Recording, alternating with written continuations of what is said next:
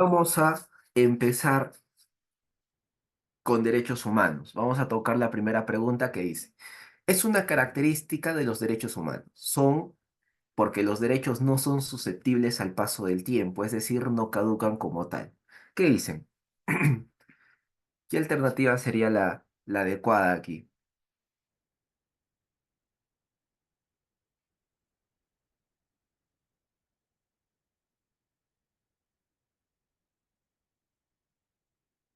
Si no vencen, si no caducan, no dejan de surtir efectos, siempre van a estar conmigo, podemos decir, correcto, como dice Ronald, son imprescriptibles. Entendamos, en derecho hay algo que se llama la prescripción.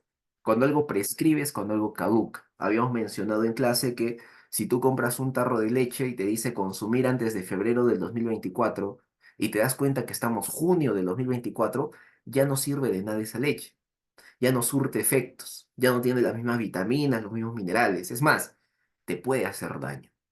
Eso es prescribir. Prescribir es caducar, cuando algo vence, cuando algo ya no surte efectos. En cambio, los derechos son imprescriptibles, o sea, no prescriben, te acompañan siempre. ¿De cuándo a cuándo te acompañan tus derechos? Acuérdense, tus derechos te acompañan no desde el nacimiento, sino antes, desde la concepción hasta la muerte. Desde la concepción hasta la muerte. Siguiente, otra característica. Son porque pueden reconocerse más derechos en un futuro. Puede que actualmente sea reconocido 30 con la declaración, pero en un futuro puede que se reconozcan aún más, muchos más derechos. Correcto, son progresivos, progresivos porque me pueden reconocer más y más derechos en un futuro. Tres, es una característica que dicen son porque los seres humanos tienen los mismos derechos. Los seres humanos tienen los mismos derechos.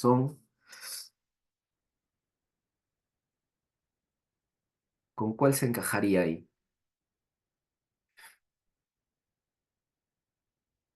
Porque todos los seres humanos tienen los mismos derechos. Hablamos de universales, correcto. Son universales porque todos tenemos los mismos derechos. Los derechos son todos para todos. Cuatro. Característica de los derechos humanos que indica son porque no pueden transferirse. Es decir, yo no los puedo vender, no los puedo alquilar, no los puedo transferir,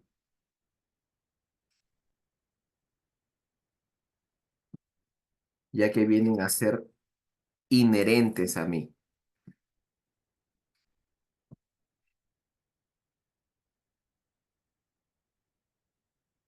inviolables. No, no, no.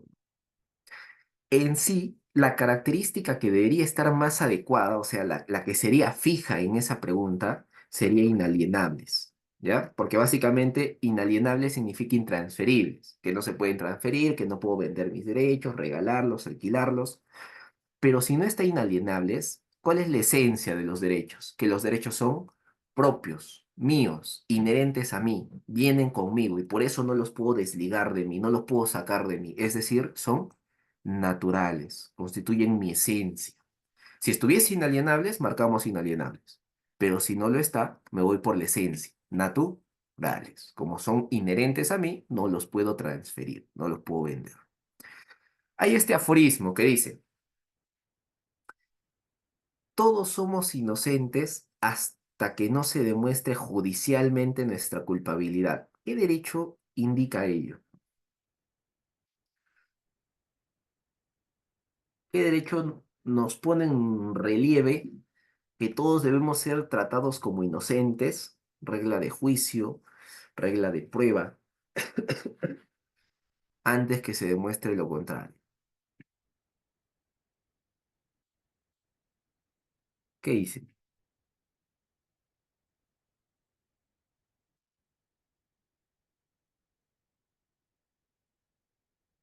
Derecho a un juicio justo.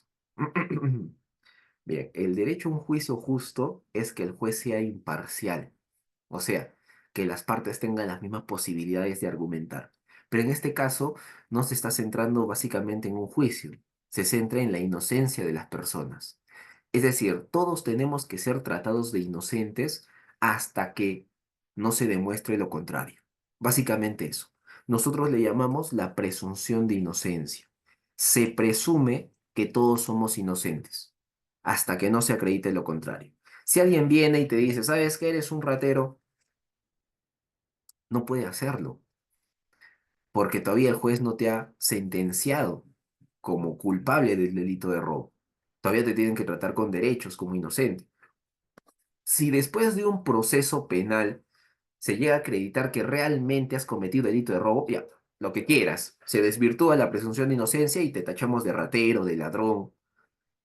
Pero antes de eso, presumimos que eres inocente. Confiamos en la inocencia de las personas. Por eso se llama presunción de inocencia. Se presume que eres inocente. Si no hay pruebas en tu contra, presumimos que eres inocente. La Constitución, dice la pregunta 7, es un elemento erga omnes. ¿Qué significa erga omnes? Para todos, trabajo de todos. Asimismo, esta se basa en un principio el cual denominamos. Chicos, ¿cuál es el principio base de la Constitución? El principio más importante que tiene la Constitución. ¿Qué dicen?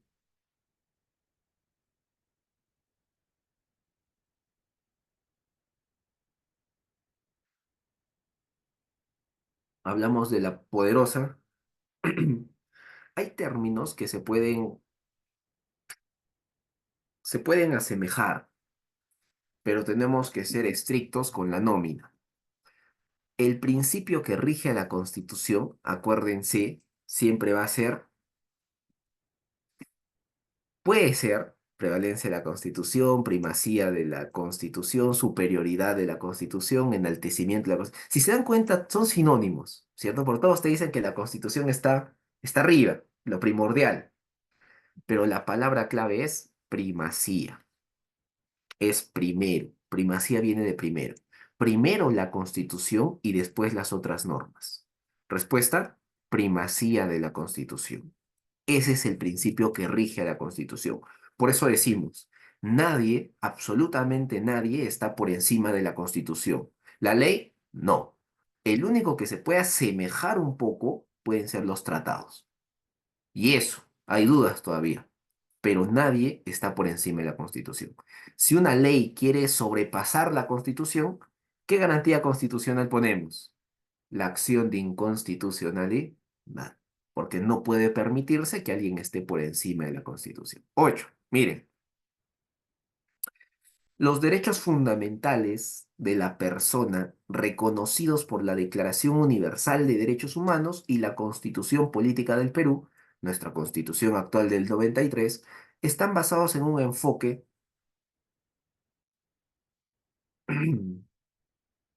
¿Qué dice? ¿Qué enfoque seguimos para definir nuestros derechos?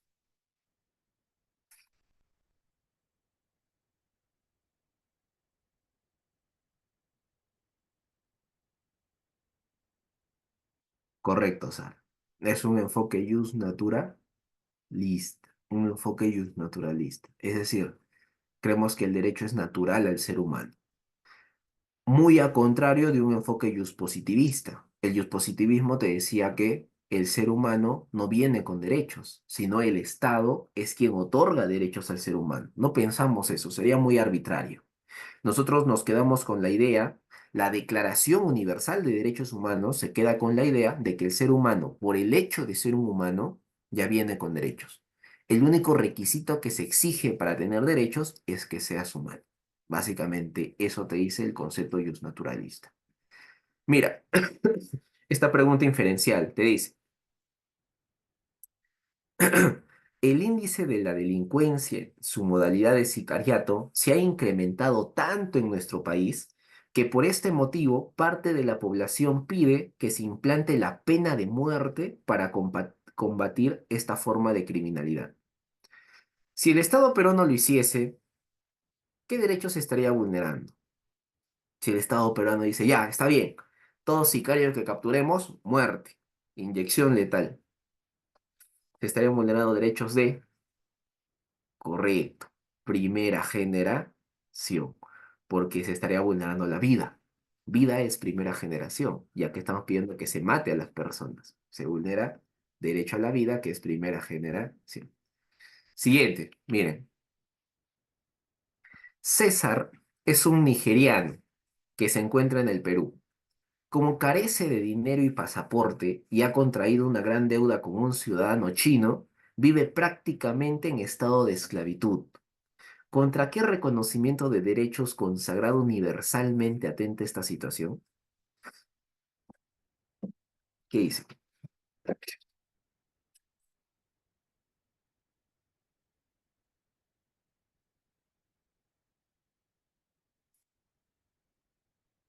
Correcto. Algunos pueden decir, profe, ¿y por qué no la ve? Si la ve dice la Convención Americana de Derechos Humanos y esta también reconoce derechos al ser humano. Y César también debería tener derechos por ahí. Es que la pregunta te dice, ¿contra qué reconocimiento de derechos consagrado universalmente? Acuérdate, siempre. La Declaración Universal de Derechos Humanos reconoce derechos en todo el mundo. La Convención Americana de Derechos Humanos reconoce derechos no en todo el mundo, sino solamente en el continente americano. Ese era el vínculo. Universal, universal. 11. Documentos que le brindan fuerza a la Declaración Universal de Derechos Humanos, ya que ésta presenta la característica de ser débil por no ser obligatoria. O sea, la Declaración Universal de Derechos Humanos, débil. Profe, pero es el documento que reconoce derechos en todo el mundo. Sí, pero no es respetable. Si tú quieres lo cumples, si no quieres no lo cumples. Por eso, como es débil la declaración, se crean otros documentos que le van a brindar fuerza, le van a dar ese carácter obligatorio a nuestros derechos. ¿Cuáles son esos documentos? ¿Qué dice? ¿Cuál marcarían acá? ¿Qué documento reviste de fuerza a la Declaración Universal?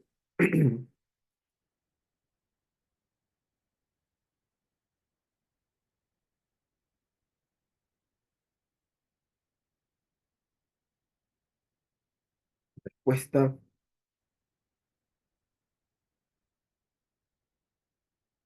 la E, correcto. Más de una es correcta. Porque nosotros vamos a saber que los documentos que le dan fuerza a la declaración son los pactos. Y tenemos dos pactos. Pacto Internacional de Derechos Civiles y Políticos y el Pacto Internacional de Derechos Económicos, Sociales y Culturales. Dos pactos están presentes, la respuesta sería que más de una es correcta. Más de una es correcta. 12. Miren, corresponde al grupo de derechos humanos de tercera generación. ¿Cuál de estas alternativas está ligada a los derechos de tercera generación? La concepción del universalismo.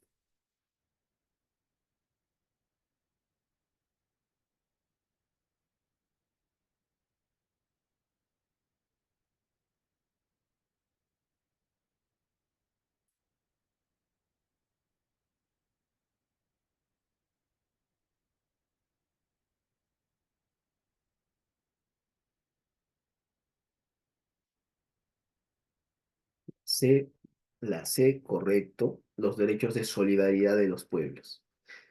Libertad de reunión, primera generación. Formar partidos políticos, primera generación. Al trabajo, segunda generación. ¿Cierto? A la vida, lo acabamos de decir en el caso del sicariato. El derecho a la vida e integridad física, primera generación. Los derechos a la solidaridad, o sea, nos volvemos más solidarios y empezamos a reconocer derechos en todo el mundo, eso ocurre en la tercera generación. Por eso se le reconoce como la concepción del universalismo. Los derechos se vuelven universales. 13. Las generaciones de los derechos humanos califican a los mismos en virtud de su. Acuérdense, esas tres generaciones de derechos que tenemos, primera, segunda y tercera, nos dan a conocer los derechos en virtud de su, ¿qué dice? Son momentos históricos donde aparecen derechos, donde se desarrollan derechos, donde se reconocen derechos, se crean derechos o ninguna, o no está ahí la alternativa.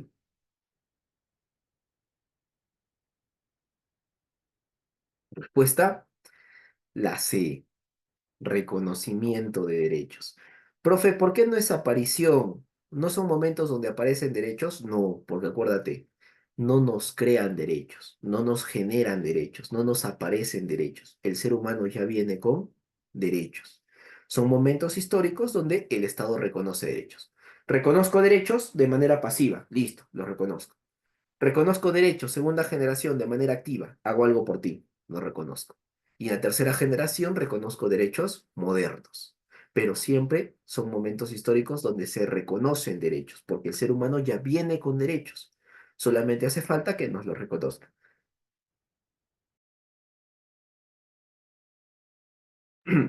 Básicamente sería eso. Si lo piensan bien, tiene sentido. Por ejemplo, las personas afroamericanas en Estados Unidos no podemos decir que son personas que no tenían derechos y que después Norteamérica, con todo un proceso de selectividad, dijo, ya, hay que darle derecho a los negros, que antes no tenían derecho. No, eso no pasó. Hay que entenderlo como que los afroamericanos siempre han tenido derechos, solamente que el Estado norteamericano se resistía a reconocer. O sea, no, no voy a reconocer que vienes con derechos, hasta que en un tiempo abrió los ojos y dijo, es cierto, también vienes con derechos. Entonces, si se entiende de esa forma, ya suena un poco menos despótico incluso. El ser humano viene con derechos, pero a veces al Estado le cuesta reconocer que algunas personas vienen con derechos. Y por eso se dan las generaciones. Momentos históricos donde se reconoce que el ser humano realmente viene con derechos. ¿Listo? 14. Esta fue pregunta. La Convención sobre Derechos del Niño cobra mayor relevancia en comparación con otras convenciones. O sea, es la más importante, es la más ratificada. Es decir, todos los estados, incluso más allá de los 193 estados que forman parte de la ONU, o sea, otros estados que no forman parte de la ONU, han dicho, yo quiero esa convención para mi país. ¿Por qué? Esa es la pregunta que viene en tu examen de admisión de la UNSA. ¿Por qué la Convención sobre Derechos del Niño es la más importante? Respuesta, la C. Porque es la primera, y ven acá dice, es la primera que toca el proceso de desarrollo humano. Me explico. Es un tema de forma, ni siquiera de fondo. Muchos creían que la respuesta era por el interés superior del niño. Profe, es que es lógico, decían, porque toca el tema de que el niño es lo más importante, de que el niño es el pilar fundamental de la sociedad, que cría buenos niños y tendrás buenos hombres en un futuro. No, porque todas las convenciones te dicen eso. La Convención para eliminar la discriminación contra la mujer también te dice eso. Respeta a la niña. No discrimines a la niña porque los niños son el futuro del país. La Convención para eliminar la discriminación racial también te dice eso. No discrimines por raza al niño, porque el niño es el futuro del país, porque el niño es vulnerable. Todas las convenciones te hablan bien del niño, del interés superior del niño. Lo único que hace diferente a esta convención es que toca el proceso de desarrollo humano. Es decir, las convenciones te decían por mera nómina, a secas, te decían, protege al anciano, protege al niño, protege al adolescente, protege al joven. En cambio, la Convención sobre Derechos del Niño es la primera que ve en orden y te dice, protege al niño, que va a crecer y va a convertirse en adolescente y va a alcanzar un desarrollo en su personalidad, que después va a seguir creciendo y va a llegar a ser joven, donde va a conocerse realmente y autopercibirse, y después va a llegar a ser adulto, con un pleno desarrollo físico-mental. Solamente por eso, porque va en orden en las etapas del desarrollo humano. Por eso es la convención más importante, porque ninguna había hecho eso. Es la primera que toca el proceso de desarrollo humano. ¿Listo? Por eso les decía, es un tema de forma, no de fondo. Listo, la C y la respuesta. 15. Derechos civiles y políticos. Son derechos de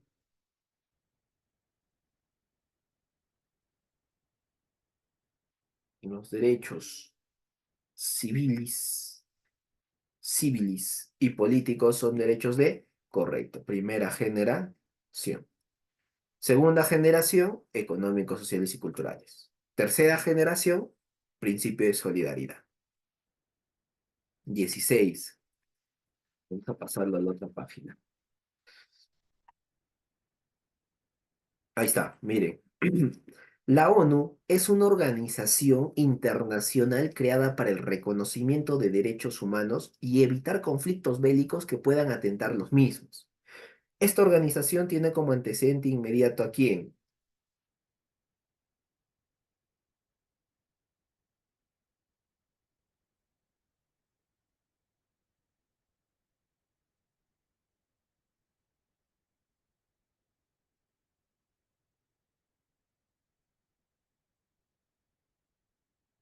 ¿Qué dice?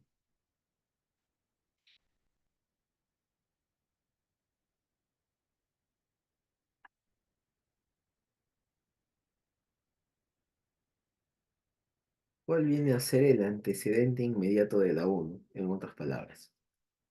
Porque recordemos, la ONU no fue una idea novísima, no fue lo último de la creación, sino que tuvo un antecedente inmediato. Un antecedente, un antecedente que fracasó,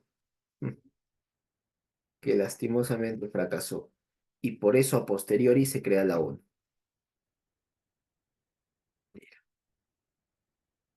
A ver.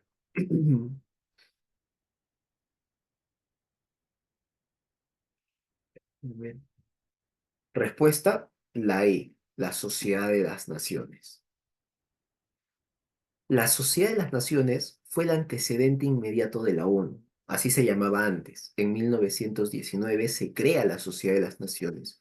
¿Cuál es el fin? La Sociedad de las Naciones se crea con dos motivos. Recordemos el contexto, primeramente. Terminó la Primera Guerra Mundial del 14 al 18, ¿cierto? Y en el 18, cuando termina la Primera Guerra Mundial, se le echa la culpa a los alemanes de haber provocado dicha guerra. Entonces, como a los alemanes se les echa la culpa de esta guerra y como son los que han perdido, tienen que pagar todo lo referido a la guerra. Cada armamento que se ha utilizado, cada vida que ha desfallecido, y todo eso consta en el famoso Tratado de Versalles. Quiero que me sigan esta idea. En el famoso Tratado de Versalles se establece que los alemanes han perdido la guerra y que tienen que asumir los costos. Y como se tiene la duda, la intriga de que los alemanes no vayan a cumplir ese tratado, a la par se crea la Sociedad de las Naciones. En ese contexto se crea. ¿Para qué? Lo que yo les decía, dos funciones. Primera, obligar a los alemanes a cumplir el Tratado de Versalles. O sea, a que paguen sus deudas. Y segundo, a evitar una Segunda Guerra Mundial. No se querían más guerras. Pero los alemanes no cumplieron el Tratado de Versalles y la Sociedad de las Naciones no hizo nada. Los alemanes iniciaron la Segunda Guerra Mundial y la Sociedad de las Naciones no hizo absolutamente nada. Por eso les decía, la sociedad fue un rotundo fracaso, no sirvió absolutamente para nada. Por eso se desintegró y posteriormente se creó la Organización de las Naciones Unidas. Ahora ya sabes, si te pregunto, el antecedente inmediato de la ONU, Sociedad de las Naciones, que fue un rotundo fracaso. ¿Listo? 17. La más sencilla. Mire, la Declaración Universal de los Derechos Humanos fue promulgada por la Asamblea General de la ONU ¿en qué año? En otras palabras, ¿en qué año se crea la Declaración Universal de Derechos Humanos? ¿Qué dicen?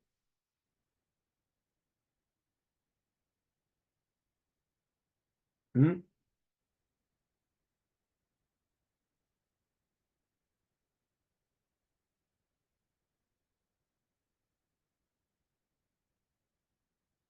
En correcto, 1948.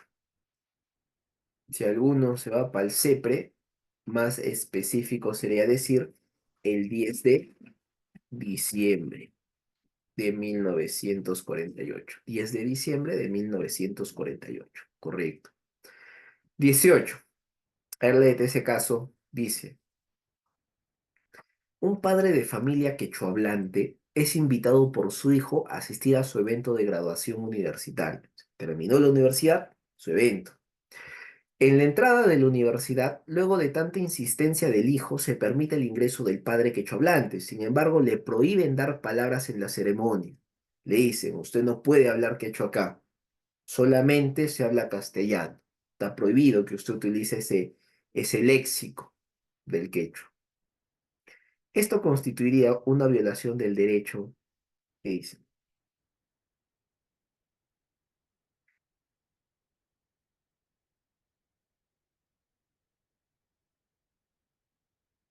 Según este caso, ¿qué derechos se estaría vulnerando?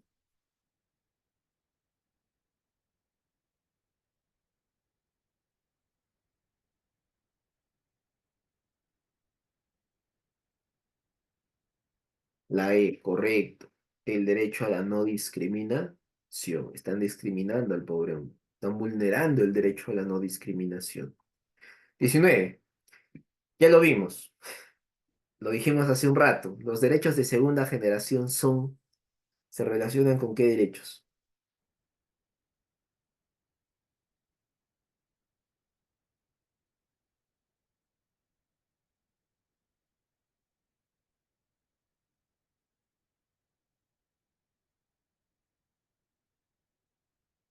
Correcto. Económicos, sociales y culturales. Primera generación, civiles y políticos. Tercera generación, principio de solidaridad. Principio de solidaridad. 20. Pregunta 20. Dice, Pedro trabaja en una empresa azucarera desde las 8 de la mañana hasta las 4 de la tarde, desde hace ya 3 meses, pero no recibe ningún sueldo, ya que la empresa aduce que está endeudado. Con esta actitud, la empresa vulnera el derecho de Pedro.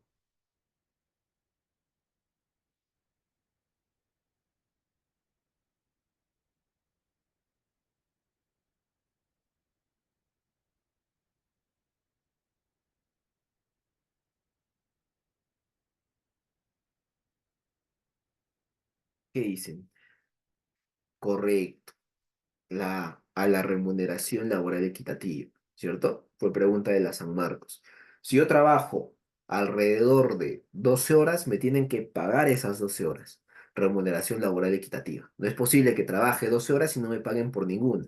Se está vulnerando mi derecho a una remuneración laboral equitativa. Equidad en lo trabajado y en el pago percibido.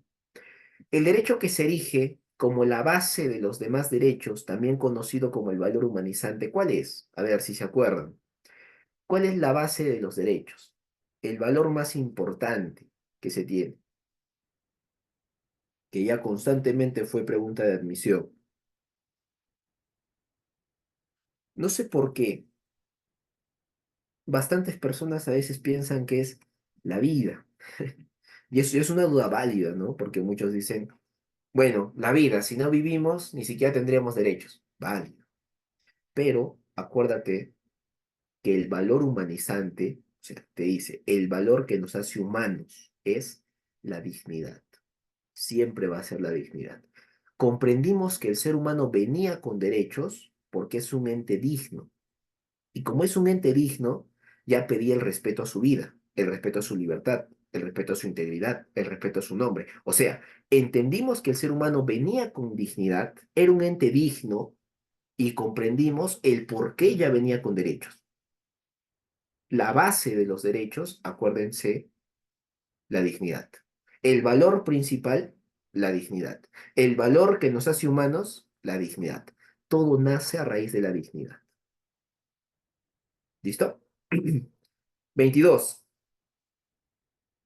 La Convención sobre Derechos del Niño, que ya dijimos que es la más importante y la más ratificada porque es la primera que toca el proceso de desarrollo humano, se emitió el 20 de noviembre de 1989. Consta de cuántos artículos y cuántos protocolos.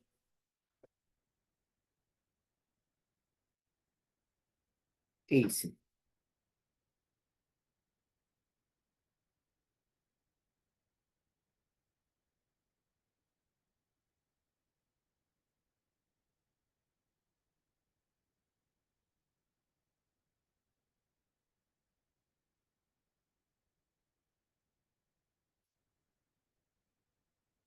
Correcto. La D. 54 artículos tiene la convención y está compuesta por tres protocolos. ¿Qué es un protocolo? Un protocolo es un reforzamiento, una aclaración, algo extra que se añade, ¿no? Si te dicen, vamos a ir a tal sitio, tienes que seguir los protocolos. Ah, ya, son las instrucciones, son las aclaraciones, el conocimiento reforzado que me van a dar sobre el tema. Protocolo. La convención tiene 54 artículos que van a reiterar lo importante que es el niño, que el niño es la base de la sociedad, que el niño es el futuro del país. 54 veces te lo repite. Pero por si no te hubiese quedado en claro ello, además te anexan tres protocolos, tres aclaraciones. Acuérdate. Primera, sobre la participación del niño en conflictos armados. Ese es el primer protocolo. La convención te dice no, imposible. Un niño no puede participar en conflictos armados, solo mayores a 18 años. Listo. Segundo protocolo, sobre la venta, prostitución y pornografía infantil. La convención te dice es una realidad. Existen estos problemas en la sociedad. Y como existen, tenemos que erradicar. Y tercer protocolo, sobre el procedimiento de comunicación cada vez que se vulneren derechos del niño. Es decir, antiguamente, cuando se vulneraban derechos del niño, o sea, el niño vivía en una casa donde se le golpeaba, se le esclavizaba, se le obligaba a trabajar, él se quejaba en la convención. Decía, señores de la convención, miren, me están explotando laboralmente. Y la convención resolvía su caso después de 20 años, después de 10 años, cuando el niño dejó de ser niño. Por eso el tercer protocolo dice, el procedimiento de comunicación cada vez que se vulneren derechos del niño tiene que ser más eficaz, más sencillo, más raudo.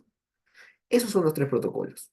Evitan que el niño participe en conflictos bélicos. Dos, hay que erradicar la pornografía, la violencia, la prostitución infantil.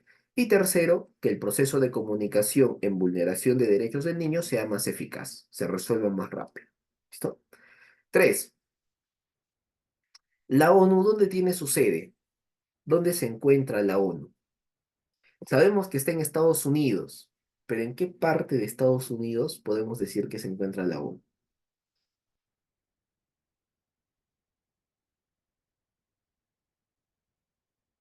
En Nueva York, correcto, perfecto, en Nueva York. Por eso todos sus órganos de la ONU quedaban en Nueva York, con excepción de la Corte Internacional de Justicia, que queda en La Haya, Países Bajos. 24. Pregunta CEPRE. Dice, ¿cuál es el principal valor para el ejercicio de una convivencia democrática, en la cual se exige una actitud positiva a pesar de las diferencias propias de las personas? Este es un problema de convivencia en el Perú.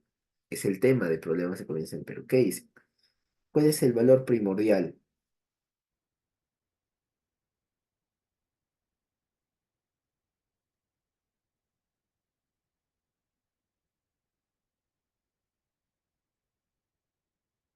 Correcto, la tolerancia. La tolerancia es el valor primordial de una convivencia. El valor base de nuestros derechos era la dignidad. El valor base de una buena convivencia va a ser la tolerancia. Nos toleramos. ¿Qué es tolerar? Saber que tenemos opiniones diferentes, opiniones distintas, pero aún así nos respetamos. Respeto tu opinión. Pese a que quizás chocamos, no coincidimos, pero la respeto. Estoy tolerando. Y esa es la base de una buena convivencia, de una buena interrelación social. 25. Dice, se recibió la denuncia de la señora Juana Pérez, la cual afirmó la existencia de violencia de tipo cometida por parte de su esposo, ya que al llegar a casa, éste le aventó una lámpara en su cabeza mientras le decía que la mataría si la volvía a ver conversando con otro sujeto. ¿Qué tipo de violencia denunció la señora Juana Pérez?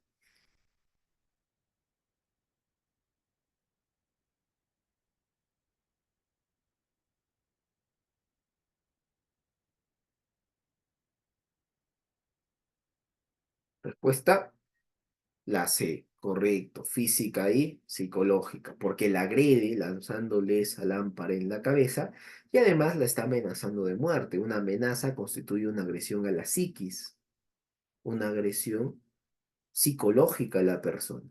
26. Tal cual. Aquella actividad que nos permite mantener múltiples interrelaciones con una u otras personas dentro de una sociedad de forma positiva, respetando el derecho del resto o el derecho de los otros, es el concepto que la UNSA tiene para qué nómina, para qué palabra o palabras. ¿Mm?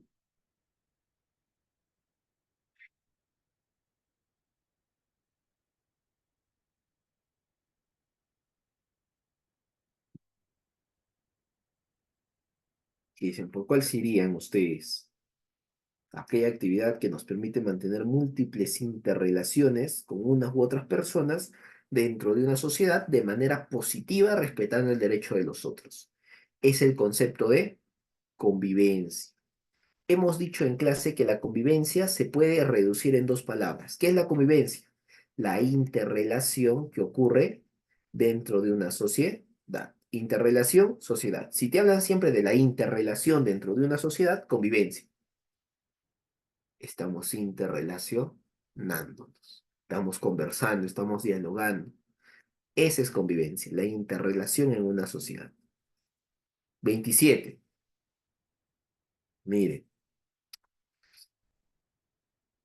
una pregunta un poco más larga, pero tiene sus detalles, sus palabras claves. Dice, el oficial de aduanas Juan Pérez fue detenido por la Fiscalía Anticorrupción por el presunto delito de, o sea, ya, te está pidiendo que encuentres el delito. Tras caer con una coima de 20 soles como parte de un pago que presuntamente solía cobrar a los choferes en Desaguadero. El servidor de turno tenía que comprobar si la unidad que está por ingresar o salir del Perú tiene los precintos de seguridad, placas y otros. El monto supuestamente funcionaba como un pago adelantado para evitar cualquier observación. O sea, lo ha coimado.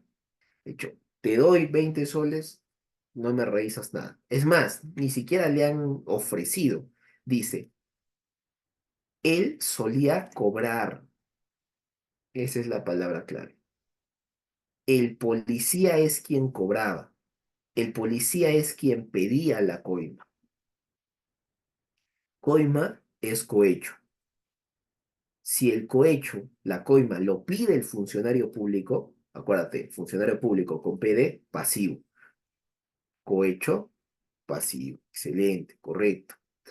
Si el conductor es el que hubiese ofrecido, si el conductor es el que se hubiese acercado y hubiese dicho, ¿sabe qué, jefe? Mira, le voy a dar 50 soles, no me revise ningún precinto de seguridad, placa. Bueno, si el delito era cometido por la persona natural que no trabaja para el Estado, o sea, el chofer, ahí sería cohecho activo. Pero en este caso, como el policía es quien cobró, cohecho pasivo. 28. Dice, cuando enunciamos el que se apodere ilegítimamente de un bien mueble total o parcialmente ajeno para aprovecharse de él, sustrayéndolo del lugar en que se encuentra, empleando violencia contra la persona o amenazándola con un peligro inminente para su vida o integridad física, nos referimos al delito de, se tal cual está en el Código Penal.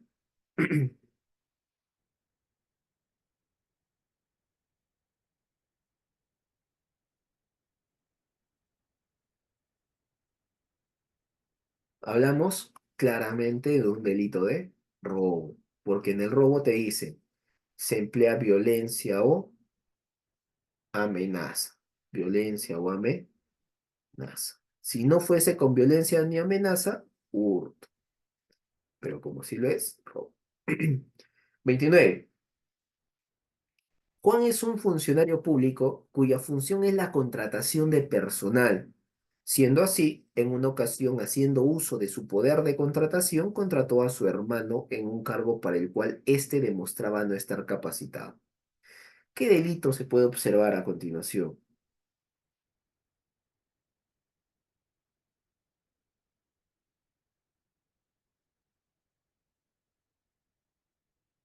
¿Qué dicen?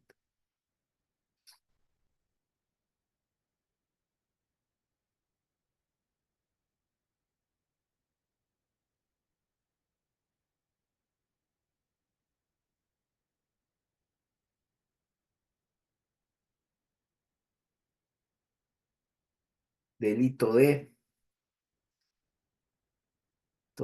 delito de. La respuesta, antes que nada, sería, ¿qué dicen? Respuesta NA, ninguna de las anteriores, porque el delito no está ahí. ¿Qué delito sería? Te lo escribo en el chat. El delito de nepotismo. El delito de nepotismo. Correcto, el delito de nepotismo. Nepotismo se da cuando una persona tiene poder de contratación y contrata a sus parientes. Yo tengo el poder de contratar personas que arreglen parques. Y como veo que mi primo está desempleado, le digo, primo, vas a trabajar. No puedo hacerlo. Por más que esté bien capacitado, ¿ah? Por más que mi primo sea un jardinero certificado, no importa. Si es mi pariente, no lo puedo contratar, porque cometo delito de nepotismo. ¿Listo? Bien. 30. Dice, en el 2020, un juez de nuestra ciudad dispuso la reclusión en el penal de Socabaya de un ciudadano acusado del maltrato a su hijo de 8 años. El hecho se produjo cuando ALT, o sea, la madre, denunció que su hijo empezó a gritar pidiendo auxilio y cuando ingresó a su habitación, era el padre quien lo amenazaba con matarlo y quemar la casa si éste no dejaba de llorar. En el caso arriba descrito, ¿qué tipo de violencia se reconoce?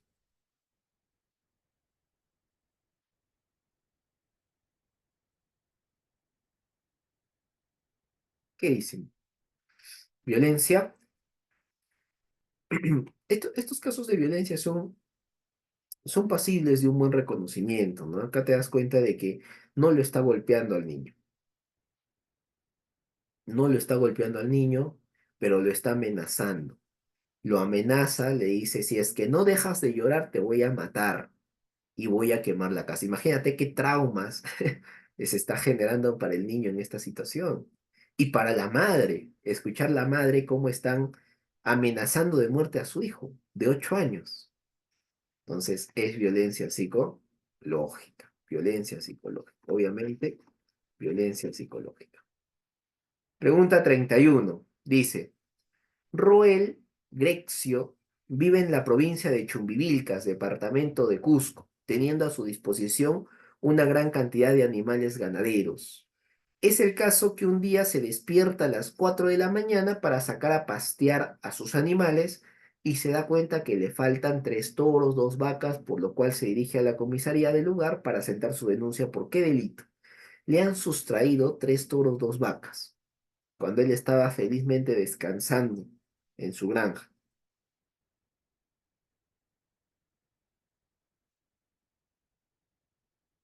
¿Qué delito sería?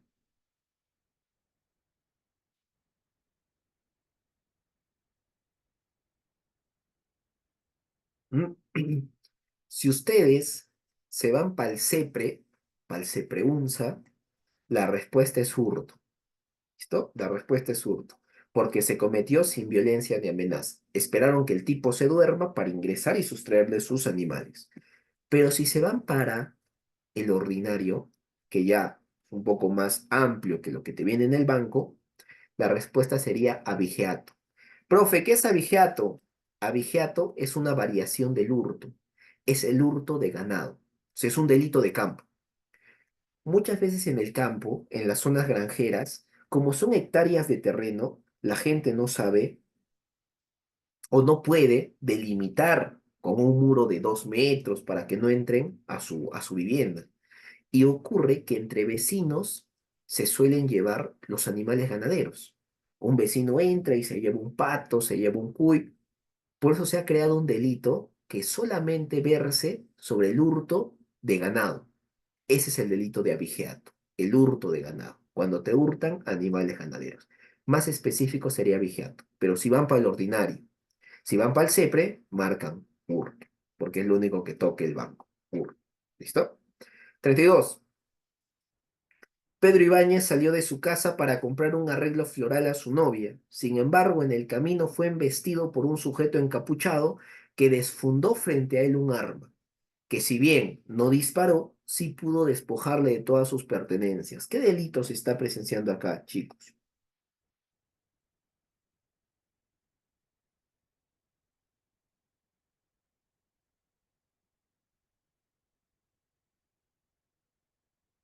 Delito de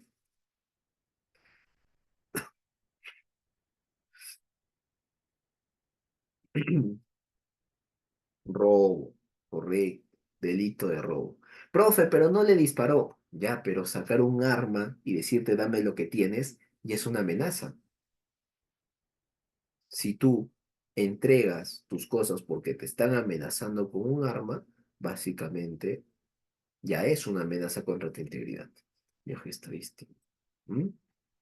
Solo se ha movido, solo se ha movido. Pero en el contexto de la pregunta, podemos denotar que básicamente es robo. ¿Listo? 33 dice, un inspector de transporte detiene a un conductor en la garita de control vial. O sea, esas casitas donde están los de seguridad. Y a este le dice que presente el permiso de su carga, documento que no tiene. De acuerdo a la ley, quien no presente el permiso para traer carga en su camioneta será sancionado con una multa de 350 soles. El inspector de transporte le solicita al conductor la suma de 50 soles a cambio de no imponerle la multa correspondiente. ¿Qué delito está cometiéndose aquí?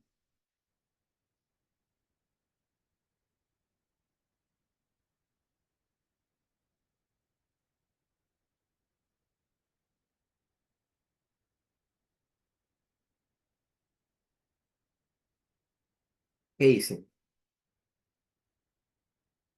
Nuevamente estamos frente a un cohecho, ¿cierto? Una coima. Y mira, acá está la palabra clave. El inspector de transporte, o sea, el funcionario público, el que trabaja para el Estado, solicita al conductor que le dé 50 soles de coima. Por eso sería cohecho pasivo. Acuérdense, si lo comete el funcionario público, público con PD, pasivo. Cohecho pasivo. Si el, si el conductor del vehículo le hubiese dicho, ¿sabes qué, jefe? Mira, te voy a soltar 50 soles, no me exijas nada, no me pongas la multa. Ahí cohecho activo, porque lo está cometiendo la persona natural, quien no trabaja para el Estado. Pero como en este caso lo hace el inspector de transporte, cohecho pasivo. 34. Delito que se comete cuando un conjunto de dos o más personas reunidas con tiempo indeterminado apuntan a cometer ilícitos mediante un reparto de roles.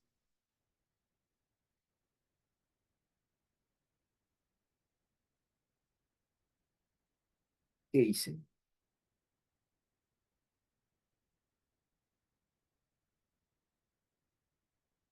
Podríamos pensar que es delito de organización criminal, pero acuérdense que hay cuatro características de una organización criminal. Primero, de tres a más integrantes. Y si es de tres a más integrantes, acá que te dice, dos o más personas. No cumple con ese requisito. Por ende, ninguna de las anteriores. Sería banda criminal, pero no organización criminal. Y no puede ser corrupción de funcionarios porque básicamente no te está diciendo que son funcionarios públicos. No te dice que son trabajadores del Estado. Solamente un grupo de personas que se reúnen para cometer delitos. Pero como no cumplen las características de una organización criminal, N, ninguna de las anteriores. Se recibió la denuncia de la señora Victoria Gómez, la cual afirmó la existencia de violencia de tipo cometida por parte de su esposo, ya que al llegar a casa, éste le informó que la dejaría en estado de coma si la volvía a ver hablando con otra persona. Celos, celos enfermizos. Y le dicen que la van a dejar en estado de coma, prácticamente es una amenaza contra su integridad, y toda amenaza es violencia psicológica, correcto, violencia a la psiquis. Mire. En en abril del presente año, un sujeto ingresó a la vivienda de su vecino cuando éste se encontraba fuera de casa. Al toparse con la puerta cerrada, usó una palanca para destrozar la puerta principal y lograr ingresar. Una vez dentro, sustrajo tres televisores, dos laptops y se dio posteriormente a la fuga, de manera cautelosa, sin que nadie advierta este hecho delictivo. Esa fue pregunta de admisión.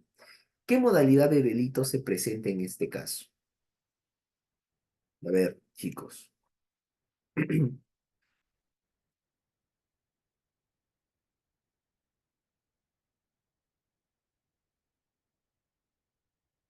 Correcto. Hablamos del hurto. Hablamos del hurto. Porque, ¿qué dice? Ingresó a la vivienda de su vecino cuando éste estaba fuera de casa. O sea, no hubo violencia ni amenaza.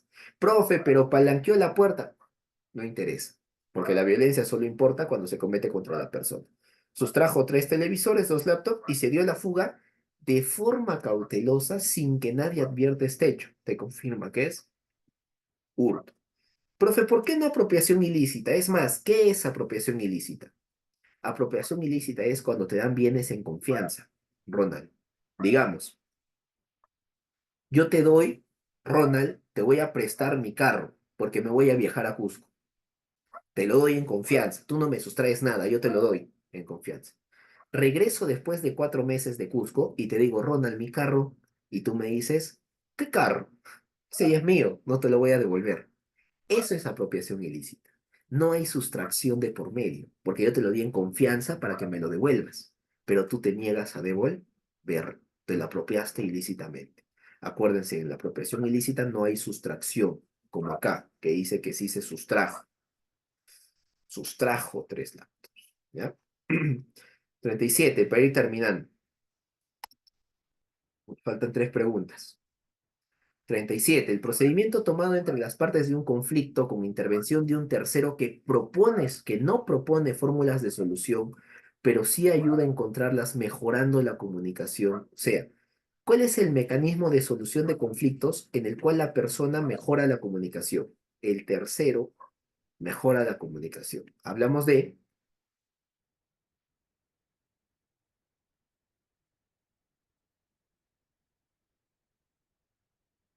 la mediación, correcto. El mediador solo mejora la comunicación, no hace nada más que eso. Ayuda a que las partes hablen bien. Primero hablas tú, después hablas tú, después hablas tú. Listo. No me interesa el problema, solo mejoro o facilito la comunicación. 38.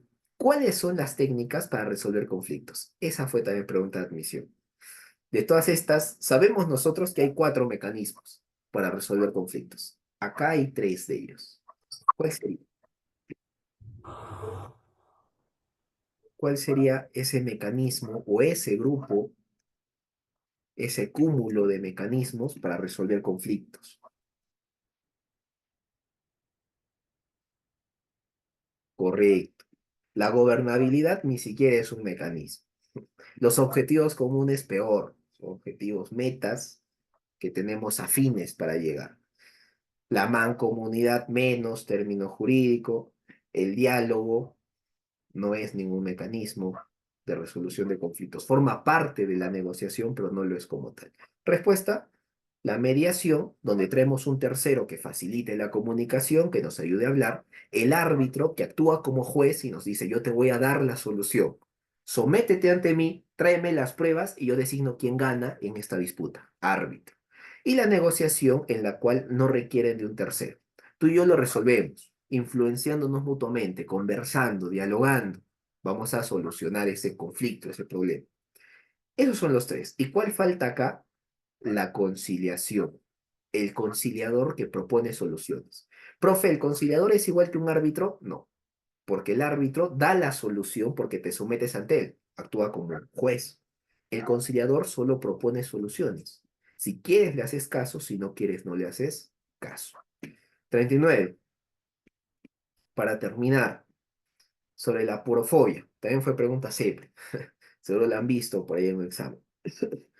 Dice, la porofobia, allá dice en la B, la porofobia es un término acuñado en los últimos años, su referencia actual involucra actos de discriminación en contra del foráneo por su estado de pobreza.